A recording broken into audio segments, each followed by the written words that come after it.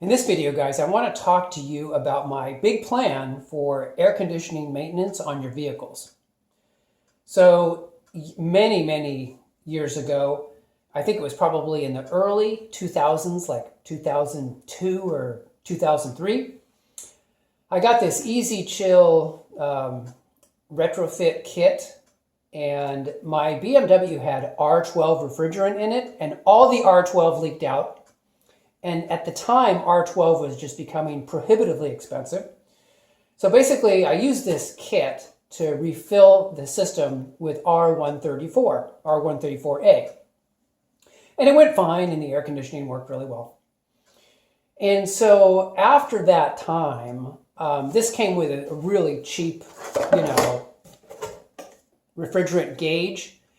And after that time, I have had a game plan that has worked really well, and I've used it on all my vehicles. So I've done this for more than 15 years without any problems. So my big plan,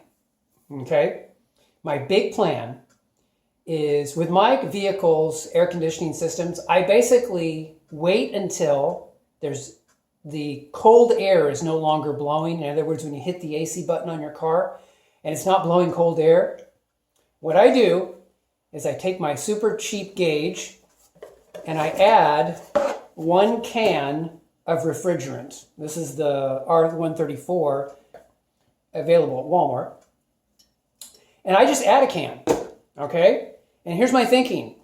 If this works and all of a sudden the AC starts blowing cold again, I pretty much just leave it as is, and I enjoy cold AC. Now, obviously, I try to get a somewhat accurate reading of where the AC refrigerant level is at. But with these cheap gauges, you really aren't going to get that great a reading, but it is better than nothing.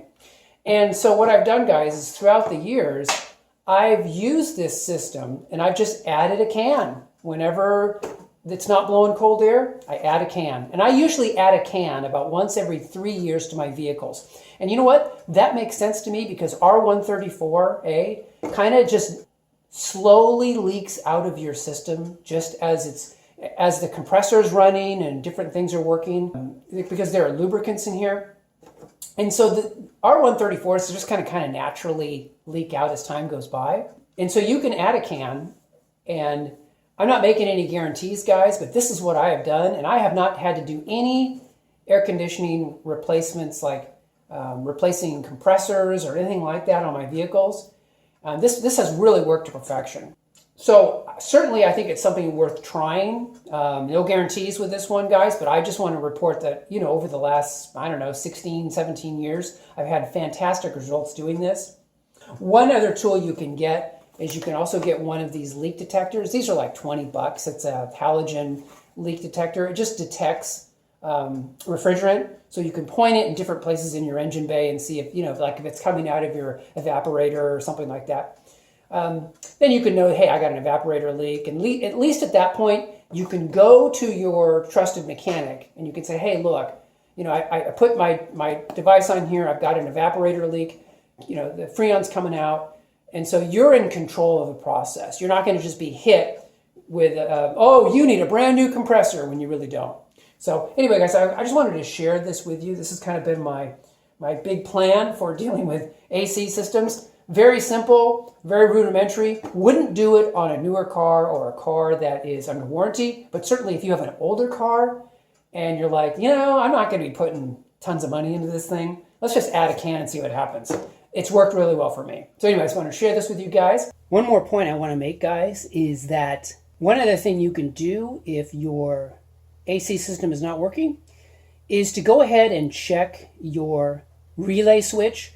And I actually did a video on relays and what they do and how to change them out.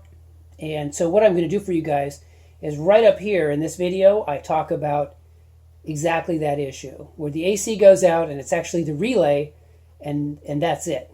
That's the fix. So anyway, guys, hope you guys are doing well, and I will talk to you guys in the next video. Take care.